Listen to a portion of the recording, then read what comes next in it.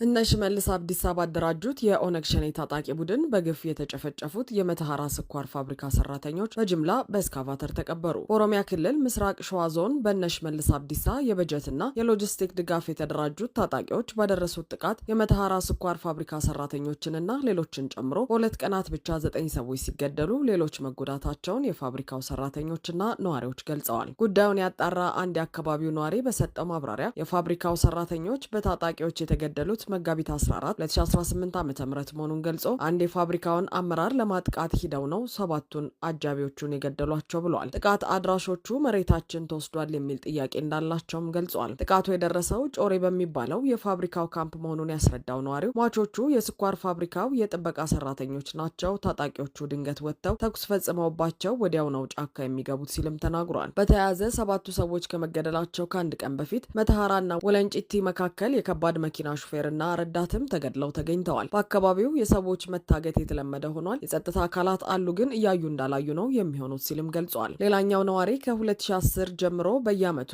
እስከ 9 ሰው የሚገደልበት ሁኔታ መኖሩን አስረዳ